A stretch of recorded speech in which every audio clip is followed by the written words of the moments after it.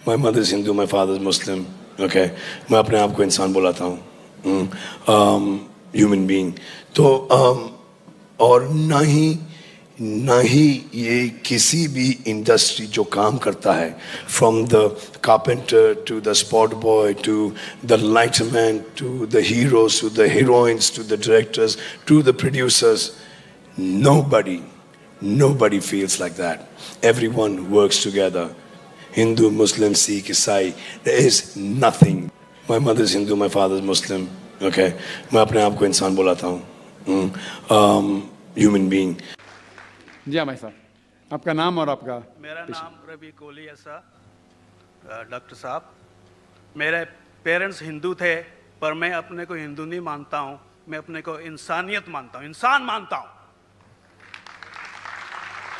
By chance मैं जमा हूँ हिंदू जगह घर, और आप जमे हैं इस्लाम के घर, और दूसरे जमे उनके घर, पर सबसे ज़्यादा है इंसानियत। और अभी तक मज़हब ने, कोई भी मज़हब हो, इंसानियत के ऊपर अमल नहीं किया। आपने 12-13 साल से इसमें स्टडी कर रहे हैं, मैंने 30 साल से स्टडी कर रहा हूँ, बाल मेरे सफ़ेद हो गए हैं, रोटी के लिए मैं बिजनेस करता हूँ। पर जो किताबों के आपने पढ़े हैं, आपने ये जांच की वो किताबें किसने लिखी हैं? हजारों साल बाद लिखी हैं। पहले ज़बान की बात होती थी, कोई राम राम राम कह के उसके कहावत है मर मर मर कहने लगा, उसको पूजना है। वेदा ऐसी थी, ग्रीक मैथोलॉजी ऐसी थी, इजिप्शियन मैथोलॉजी ऐसी थी, एब्राहम से लेके मोसेस तक, और आपके मोहम्मद साहब के तक। आपका मोहम्मद साहब का जो किताब लिखेगी कुरान 50 साल बाद लिखेगी, और नहीं 40-50 कोई भी हो। पर मुझे माफ करना साहब, मैं आपसे एक सवाल ये उठना चाहता हूँ, हम सब इंसान हैं, इंसान को एक करके सब मजहब 21st सेंचुरी में इंसानियत मजहब क्यों नहीं बनाते? जो आप ठहर, मैंने अभी खत्म नहीं किया जनाब, मैंने हमने खत्म नहीं किया। हाँ, मैं ये कह रहा हूँ साहब, आप अपना पर्सनल मजहब है रखिए, अपने घर में रखिए, बस स्टेट में और दूसरों के ऊपर ना लाइए, वार ना करिए, लड़ाई ना करिए। एक माफ़ी चाहता हूँ, ऐसी हज़ारों चीज़ें मैं दूसरे मजहब में निकाल सकता हूँ। मैं आपसे पूछना चाहता हूँ, खलीफा 40 साल के अंदर मर गए, मर्डर हुए, असैसिनेट हुए, और अली साहब जो थे वो ग्रैंडसन हमारे पैगंबर के थे। ये चीज़ों के हवाला दूसरों में भी है, मैं हज़ारों दे सकता हूँ, पर इसका सवाल मैं आपसे कहना चाहता हूँ। भाई साहब ने अच्छा सवाल पूछा, लंबा था, तकरीर थी छोटी। भाई साहब ने कहा कि वो हिंदू धर्म में पैदा हुए लेकिन हिंदू नहीं है, इंसान है। क्यों ना हम एक मजहब इंसानियत बनाते हैं? उनका जो कहना है वो इंसान है। भाई साहब, हर शख्स, हर इंसान जो पैदा होता है वो इंसानी होता है, लेकिन सिर्फ इंसान होना काफी नहीं है। इंसान होना जरूरी है। हर मुसलमान पहले इंसान होना जरूरी है उसे। इस्लाम की सारे बातें, एक भी बातें मैंने कहा मैं तकरीर में, इंसानियत के खिलाफ नहीं है। एक भी बातें मैं चैलेंज करता हूं, आप एक भी बात इस्लाम की बुनियादी बात बताओ जो इंसानियत के खिलाफ है। मुसलमान होने के लिए अच्छा इंसान होना जरूरी है। अगर आप अच्छे इंसान नहीं हैं तो मुसलमान हो ही नहीं सकते। लेकिन सिर्फ अच्छा इंसान होना काफी नहीं है। मिसाल के तौर पे डॉक्टर बनने के लिए 10वीं पास करना जरूरी है, फिर 12वीं, फिर डॉक्टरी। तो मैं कहूंगा डॉक्टर बनने के लिए स्कूल पास करना जरूरी है, लेकिन स्कूल पास करना काफी नहीं है। तो इस्लाम में अच्छा मुसलमान बनने के लिए अच्छा इंसान बनना जरूरी है, लेकिन सिर्फ अच्छा इंसान बनना काफी नहीं है। समझ रहे? क्यों? क्योंकि इंसान को जिसने पैदा किया उसकी इबादत करना जरूरी है। जिसने आपको पैदा किया, जिसने आपको पैदा किया, उसकी अगर आप इबादत नहीं करेंगे तो इंसानियत के नाम पे कलंक है। आप कहते हैं कि मजहब, जितने मजहब है सब भेदभाव पैदा करता है, नफरत पैदा करता है। आपने कहा शंकराचार्य ने बिल्कुल सही कहा। शंकराचार्य ने कहा कि कोई भी मजहब नहीं सिखाता कि आपस में भेदभाव करना। उनकी भी स्टडी है, मेरी भी स्टडी, आपकी भी स्टडी है। आपने कहा कि मैंने 10-12 साल किया, आपने 30 साल किए। अगर आप 30 साल किए उसका मतलब नहीं कि आप मुझसे अच्छे हैं, जरूरी नहीं। नहीं, मैंने नहीं कहा कि आपने कहा, मैंने ये भी नहीं कहा कि आपने कहा। मैंने कब कहा कि आपने कहा? मैं कह रहा हूं,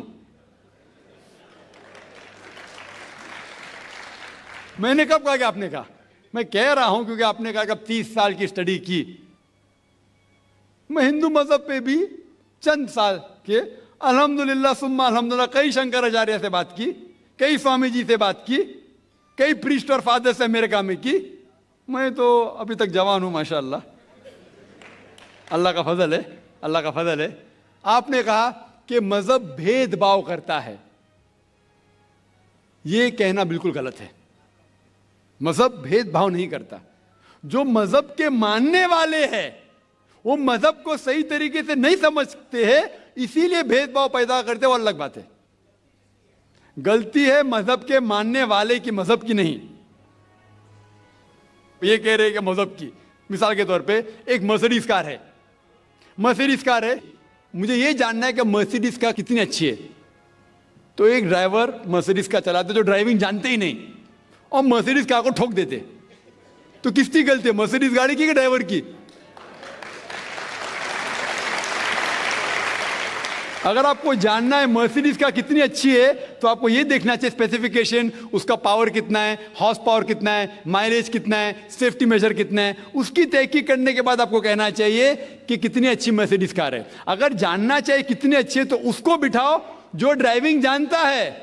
तो इसीलिए इस्लाम को जानने के लिए मुसलमानों को मत देखो, अगर देखना है तो मोहम्मद सल्लल्लाहु अलैहि वसल्लम को देखो। आप मुझे मत देखो, मुझे मत देखो, हमारे आज के मुसलमान को मत देखो। देखो जो सबसे अच्छा ड्राइवर है, सबसे अच्छा इस्लाम को समझ चुका है, वो मोहम्मद सल्लल्लाहु अलैहि वसल्लम है। उनको देख के इस्लाम की तहकीक करो, और तहकीक करने के लिए आपको इस्लाम की किताब पे जाना पड़ेगा। और आपने जो कहा आखिर के अंदर कि सारी मजहब किताब बाद में लिखी गई, पहला कहना था, आप काफी हद तक के सही है, आप काफी हद तक के सही है कि आप बिल्कुल सही फरमाते, लेकिन यह कहना कि सारी मजहब की किताब उसमें गलती है। अक्सर मजहब कितने किताब है, वेद हो, उपनिषद हो, बाइबल हो, ओल्ड टेस्टामेंट हो, न्यू टेस्टामेंट हो, आपने कहा मूसा अलैहिस्सलाम से लेके वहां से था, लेकिन आखिरी में जो आपने गलती की मोहम्मद सल्लल्लाहु अलैहि वसल्लम, वहां गलती की। आखिर में आके आप अटक गए, आखिर में आके आप फंस गए। आपने शायद इस्लाम का मुताला सही तरीके से नहीं किया होगा, आपने शायद अरुण शुरू की किताब पढ़ी होगी। अगर आप कोई मजहब का मुताला करना चाहते हैं तो जो मजहब को समझ चुका है उसकी किताब पढ़ो। आप अगर अरुण शुरू की किताब पढ़ेंगे और इस्लाम के मुताला करा कहेंगे, ये किधर का सही फैसला है? मैं कहता हूं अरुण शुरू जैसे लोग की पढ़ी होंगी, क्योंकि जब भी कुरान नाजिल हुआ, जब भी कुरान की आयत नाजिल होती थी, मोहम्मद सल्लल्लाहु अलैहि वसल्लम अनपढ़ थे। जब भी कोई आयत नाजिल होती थी वो उसे याद करते थे और अपने साथियों सहाबा से उसकी तिलावत करते थे, और सहाबा फौरन उसे लिख लेते थे। तो मोहम्मद सल्लल्लाहु अलैहि वसल्लम की मौजूदगी में हर आयत लिखी जाती थी और वो उसे चेक कर, मिसाल के तौर पे इक़रा बिस्मि रब्बिकल लज़ी खलक़ आयत नाजिल हुई, उन्होंने याद किया, सहाबा से कहा, सहाबा ने लिखा इक़रा बिस्मि रब्बिकल लज़ी खलक़, पढ़ के सुनाओ, पढ़ा, हाँ सही। अगर गलती होती तुम्हारी टोक देते थे। तो मोहम्मद सल्लल्लाहु अलैहि वसल्लम की मौजूदगी में जब भी अल्लाह सुब्हाना व तआला आयत नाजिल करते थे वो याद करते थे और लिखवाते थे और चेक भी करते थे। सारा कुरान मजीद मोहम्मद सल्लल्लाहु अलैहि वसल्लम की मौजूदगी में लिखा गया। आप जो कह रहे वो हजरत उस्मान का जिक्र कर रहे, वही तो अफसोस की बात है, आपने सही मुताला किया ही नहीं। हजरत उस्मान ने कई साल बाद, 40-50 साल बाद, जो आप कह रहे 40-50 यहां से आपको आया, उनने क्या कहा कि इस कुरान मजीद का जो नुस्खा है उसको और नुस्खे बनाए जाए और बाकी लोग में फैला दिया जाए, क्योंकि लोग को इख्तिलाफ था रवानगी के अंदर। तो उसको दूर करने के लिए हजरत उस्मान रज़ियल्लाहु अन्हु उनने कहा कि जो नुस्खा मोहम्मद सल्लल्लाहु अलैहि वसल्लम की मौजूदगी में था, उनने अपनी बीवी को दिया था हफ्सा को, और जो हजरत उमर की बेटी थी, उनके पास महफूज था, उनने लिया और 5-6 साहबा जो जैद बिन थाबित रज़ियल्लाहु अन्हु उनकी सदारत में उसकी नकल की, और ये नकल हुए नुस्खे को दुनिया के अलग अलग जगह पे फैलाइए। और एक नुस्खा अब भी मौजूद है कोप्टा की म्यूजियम में, कोप्टा की म्यूजियम इस्तांबुल में।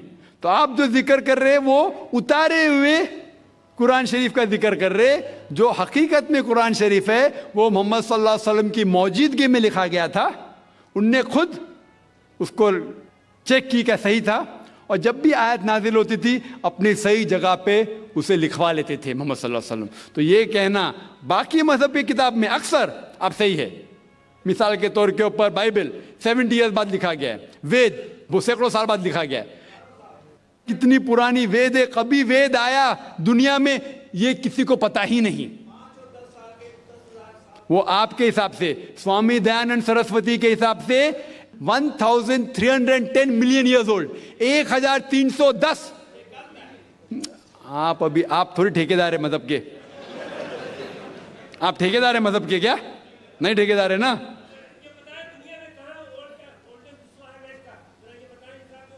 हाँ इसलिए ओ भाई साहब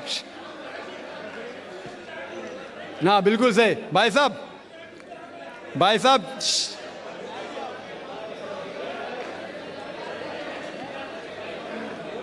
साहब इसीलिए इख्तिलाफ जो है ये कम इल्मी के वजह से।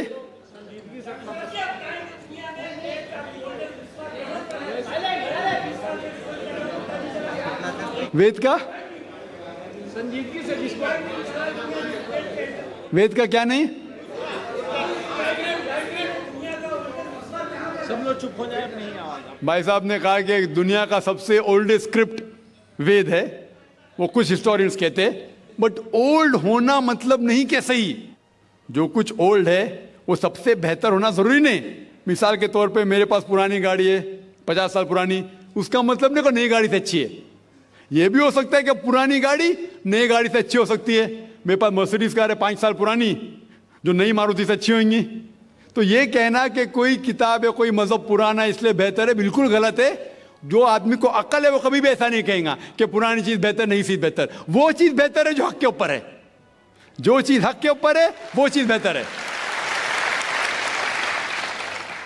तो भाई साहब आपकी जो तहकीक है मजहबी किताबों पे जरा कमजोर है और गलत है।